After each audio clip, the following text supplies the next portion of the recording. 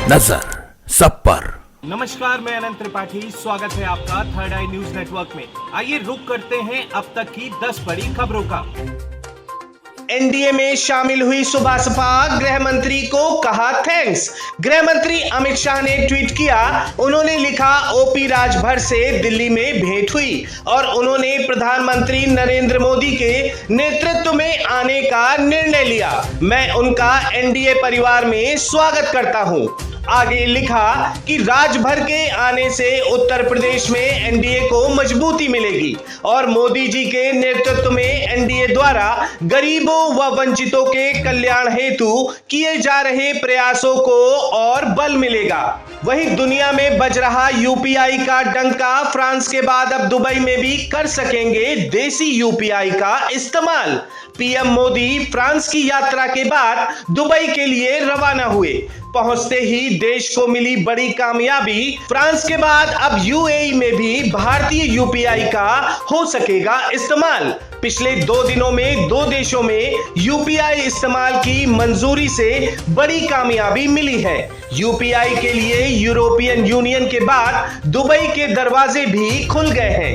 UPI को Dubai में तत्काल प्रभाव से पेमेंट के इस्तेमाल के लिए दुबई के डिजिटल पेमेंट मोड आईपीपी से जोड़ने को लेकर सहमति जताई है। 174 वर्षों के जलवायु इतिहास में अब तक का सबसे गर्म महीना रहा जून। जुलाई में मजबूत हुआ अल नीनो। जलवायु परिवर्तन के चलते तापमान बड़ी तेजी से बढ़ रहा है। यह पहला मौका है जब जून के महीने का औसत तापमान सामान्य से 1.05 डिग्री सेल्सियस ज्यादा दर्ज हुआ। शरद पवार को मनाने पहुंचे डिप्टी सीएम के लोग, मान गए तो मंत्री बन सकती हैं सुप्रिया सूले। वर्तमान में अजीत पवार महाराष्ट्र के उप मुख्यमंत्री हैं। सूत्रों की माने तो नाराज चल रहे शरद पवार को मनाने की कोशिश अजीत पवार और उनके साथी मंत्री व विधायक कर रहे हैं। चिराग पासवान की होगी मोदी कैबिनेट में एंट्री। जेपी नड्डा ने उठाया बड़ा कदम। चिराग के नाम जेपी नड्डा का लेटर। दरअसल 18 जुलाई 2023 को नेशनल डेमोक्रेटिक अलायंस यानी एनडीए की एक अहम बैठक आयोजित होने जा रही है। इस बैठक के लिए बीजेपी के राष्ट्रीय अध्यक्ष जेपी नड्डा ने चिराग पासवान को बुलावा भेजा है। वहीं बांग्लादेश की प्रधानमंत्री शेख हसीना से मिले गौतम अडानी। बांग्लादेश को बिजली सप्लाई करेगी अडानी की कंपनी। वहीं ब्रांड बेंगलुरु पर कर्नाटक सरकार को मिले 30,000 से ज्यादा सुझाव। डिप्टी सीएम ने कहा, बेंगलुरु के डेवलपमेंट के लिए शुरू की गई योजना ब्रांड बेंगलुरु को लोगों और तमाम संगठनों का सपोर्ट मिल रहा है। यूसीसी को लेकर बंद दरवाजे के पीछे हुई कांग्रेस की बैठक। कानून के जानकार नेताओं से ली गई खास सलाह। अब भारतीय भाषाओं में मुफ्त मिलेगा ऑनलाइन एआई प्रशिक्षण। केंद्रीय मंत्री ने एआई फॉर इंडिया 2.0 किया लॉन्च। विश्व युवा कौशल दिवस पर केंद्रीय मंत्री धर्मेंद्र प्रधान ने भारतीय भाषाओं में एआई का निशुल्क प्रशिक्षण लेने के लिए एआई फॉर इंडिया 2.0 को लॉन्च किया। यह स्किल इंडिया और GUVI की संयुक्त पहल है।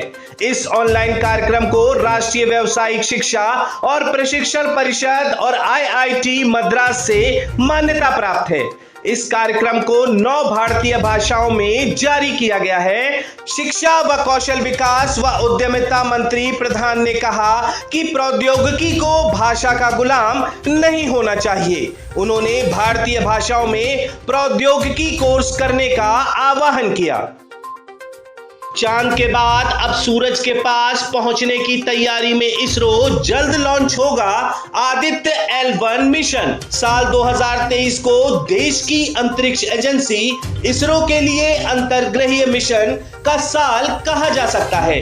चंद्रयान की लॉन्चिंग के बाद इसरो का अगला मिशन सौरयान का है। इसरो अगस्त के अंत में सौर वातावरण का अध्ययन करने के लिए ध्रुवीय उपग्रह प्रक्षेपण यान PSLV रॉकेट पर अपना कोरोनोग्राफी उपग्रह आदित्य L1 भेजेगा।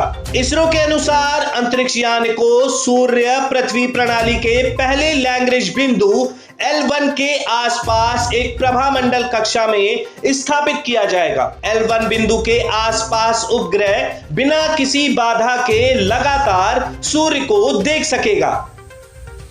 नमामि गंगे एवं ग्रामीण जलापूर्ति विभाग ग्रामीण क्षेत्रों में लगाएगा 1 करोड़ फलदार वृक्ष। योगी सरकार के निर्देशन में उत्तर प्रदेश के ग्रामीण परिवारों तक नल से स्वच्छ पेयजल पहुंचाने के साथ पर्यावरण के क्षेत्र में सबसे बड़े अभियान को शुरू करने की तैयारी विभाग ने कर ली है। विभाग 16 से 22 जुलाई तक एक नल एक पेड़ कार्यक्रम के जरिए वृहद पौधारोपण अभियान में सहभागी बनेगा। इस अभियान में अब तक की सबसे बड़ी टीम जमीनी स्तर पर कमान संभालती नजर आएगी। प्रदेश भर के सभी क्लस्टरों की 150 IAS एजेंसियों के लगभग 3750 सदस्य, अधिशासी अभियंता, जिला समन्वयक, DC अधिकारी और कर्मचारी इस अभियान में अहम भूमिका निभाएंगे। बता दें, हर घर जल योजना के तहत 1 करोड़ 38 लाख से अधिक ग्रामीण परिवारों को नल कनेक्शन देकर देश में यूपी दूसरे पायदान पर काबिज है। वहीं यूपी में 2 स्कूलों को आपस में जोड़ देगी सरकार, अलग अलग की बजाय एक ही होंगे हेडमास्टर। नया आदेश जारी। उत्तर प्रदेश में एक ही परिसर में चल रहे प्राथमिक और उच्च प्राथमिक विद्यालयों को अब हर हाल में संविलियन करना होगा। बेसिक शिक्षा विभाग ने एक ही परिसर में चल रहे बेसिक शिक्षा के 2 स्कूल और 2 समांतर व्यवस्था होने वाली समस्याओं को दूर करने के लिए यह कदम उठाया है। कश्मीर में सिंध नदी में गाड़ी गिरी, CRPF के 8 जवान घायल, सभी बालटाल बेस अस्पताल में भर्ती। भारत ने नेपाल को उपहार में दी 34 एम्बुलेंस और 50 स्कूल बसें। भारत ने नेपाल के विभिन्न जिलों में स्वास्थ्य संस्थानों और शैक्षिक संस्थानों को 34 एम्बुलेंस और 50 स्कूल बसें उपहार में दी हैं। मध्य प्रदेश पुलिस की पहल, तरह तरह के प्रलोभन देकर लोगों को ऑनलाइन कर्ज के जाल में फंसाने वाले अवैध ऐप प्रतिबंधित कराने की केंद्र सरकार से सिफारिश की जाएगी। मध्य प्रदेश पुलिस ऐसे ऐप को चिन्हित कर उनकी सूची केंद्रीय गृह मंत्रालय को देगी। राजस्थान के मुख्यमंत्री अशोक गहलोत ने प्रदेश के 232 नगर निकायों में 4101 सड़क विकास कार्यों का किया शिलान्यास। सीएम ने निवास से वीडियो कॉन्फ्रेंसिंग से इन कार्यों का शिलान्यास कर प्रदेशवासियों को संबोधित किया। 1528 करोड़ रुपए लागत के इन सड़क विकास कार्यों से राज्य में 2642 किलोमीटर लंबाई की सड़कों का निर्माण और विकास होगा। उन्होंने कहा कि किसी भी प्रदेश की प्रगति में मजबूत सड़क तंत्र का महत्वपूर्ण योगदान होता है। गोविंद सिंह डोटासारा ने अपने ही नेताओं को सुनाई खरी खरी, बोले मैं जानता हूं कई सिफारिश से आए हैं।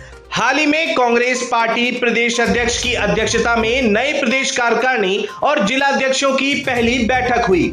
इस मीटिंग में गोविंद डोटासारा ने नेताओं कार्यकर्ताओं को अनुशासन और सक्रियता के साथ काम करने की हिदायत दी। प्रदेश प्रभारी सुखविंदर सिंह रंधावा ने अपने बच्चों को टिकट दिलाने की जुगत में लगे नेताओं को खरी खरी सुनाई। ऐसे नेताओं के लिए उन्होंने कहा कि आप लोग अपने बेटे बेटियों को टिकट दिलाने के लिए मरे जाते हैं, अगर बेटे को टिकट नहीं मिला तो मैं जहर खा लूंगा। ऐसे में पार्टी को आगे बढ़ाने की भावना कहां से आएगी? दूसरे कार्यकर्ताओं का समय कब आएगा?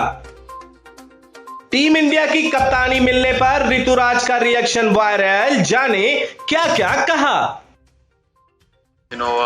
Playing for India itself is a really proud feeling, and leading the side in such a big event, I think it will be a great opportunity for me personally and also for all the other team members who are alongside with me.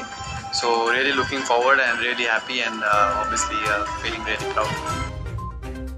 चीन में इस साल Asian games सितंबर-अक्टूबर में खेला जाएगा। BCCI ने भारतीय team का ऐलान कर दिया है, जिसमें उन्होंने कमान ऋतुराज गायकवाड़ को सौंपी है। वही तेंदुए ने किया युवक पर हमला, उसने रस्सी से बांधकर बाइक से लटकाया। कर्नाटक में एक अजीबोगरीब मामला सामने आया, जहां एक शख्स ने तेंदुए को रस्सी से बांध दिया और फिर उसको बाइक से ले जाने लगा। इसका वीडियो सोशल मीडिया पर वायरल होते ही हड़कंप मच गया। हालांकि बाद में उस शख्स की पहचान कर ली गई। वहीं दूसरी तरफ मस्ती में जा रहे लकड़बग्गे का अचानक हुआ तेंदुए से सामना। देखिए रोमांचक वीडियो। जंतर मंतर पर प्रदर्शन करने वाली महिला पहलवान ने हंगरी में लहराया तिरंगा, देश के लिए जीता मेडल। दिल्ली के जंतर मंतर पर प्रदर्शन करने वाली महिला पहलवान संगीता फोगाट ने एक बार फिर देश का गौरव बढ़ाया है। उन्होंने हंगरी के बुडापेस्ट में रैंकिंग सीरीज रेसलिंग चैंपियनशिप में ब्रॉन्ज मेडल अपने नाम किया है। ब्रेन स्ट्रोक के बाद सलमान खान ने चुकाया राहुल राय का मेडिकल बिल। अभिनेता ने हालिया साक्षात्कार में व्यक्त किया आभार। वहीं गौतम गंभीर ने किया सांगानेर क्रिकेट लीग का उद्घाटन। इंडिया में चला टॉम क्रूज का जादू, मिशन इम्पॉसिबल 7 ने की छप्पर फाड़ कमाई। हस्बैंड के साथ विंबलडन विमेन फाइनल में शामिल हुई नीना गुप्ता, कहा एक सपना सच हुआ। मनीष मल्होत्रा की फिल्म में ट्रेजेडी क्वीन का किरदार निभाएंगे कृति सेनन। फैशन डिजाइनर जल्द ही मीना कुमारी के जीवन पर आधारित अपनी फिल्म का निर्देशन करेंगे। तो ये थी अब तक की 10 बड़ी खबरें। देश विदेश की और भी ताजा तरीन खबरों के लिए जुड़े रहिए थर्ड आई न्यूज नेटवर्क के साथ। नजर सब पर। नजर सब पर।